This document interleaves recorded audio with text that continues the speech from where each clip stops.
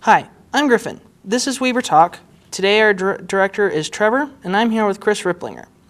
Chris, we're going to talk about a little about car maintenance today. You said you worked at Big O and Goodyear. What are some of the more common mistakes people or problems you see when a car comes in?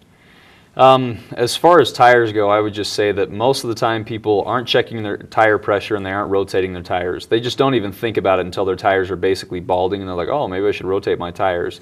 That's something that really needs to happen every 5,000 miles on average, or when you change your oil. Oil should be changed every 3,000, tires usually every 5,000. So that's probably one of the top two things I see. Are those just rough numbers, or is that just what the car companies tell you, what you should do for proper care? Both industries that I worked for suggested 3,000 miles for oil changes and 5,000 for rotation and balance. And anytime you actually purchase new tires, they give you free rotation and balance, so you may as well. But they require you, in order to get a warranty on your tires, to rotate them every 5,000. So to keep in line with the warranty, it's 5,000. Another problem here in Utah is snow. How do you choose a good snow tire, and what brand do you recommend? Well, a lot of people wonder if snow tires are even necessary, because if they just bought brand new tires, if they have fairly decent other tires, then they should be fine. However, a snow tire can be a great investment, although it is double the price of a regular tire. My cousin Matt Lloyd had a problem with his G35. You know, it's got really good traction overall. It's known for that, but when he was going down Sardine Canyon, he slipped off and hit his front bumper against the concrete barrier. And you know, that cost him about $400 or $500 to replace his bumper. So that amount of money could have gone towards snow tires, and he still would have been fine.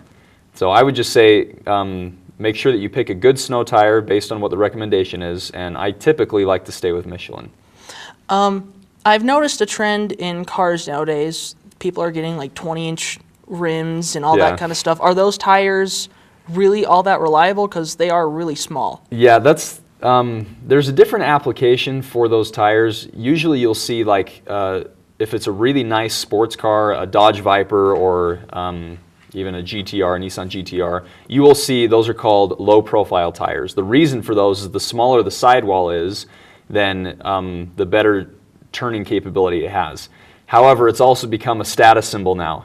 You get larger rims and the tires cost a lot more. The tires are still reliable, but if you hit a small pothole, then that'll ruin your tire if you have a smaller sidewall. So it's typically not necessary.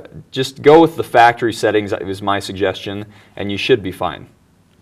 What are basic factory settings? Well, it really depends on the vehicle. Most trucks are about 16, 17-inch rims. Most sedans are 14, 15-inch rims. You can go a little bit bigger if you need to, but like I said before, anything outside the factory range just costs so much more for vehicle tires. It's really insane. So you get these guys with 22, 24-inch rims on their trucks and these off-road tires, and that's easily $2,000 to $3,000 just for tires. So it's really not practical, but it sure makes them feel good. All right. This has been Weaver Talk. I'm Griffin. Today our director has been Trevor, and I've been talking with Chris Ripplinger, and I hope you enjoy the show.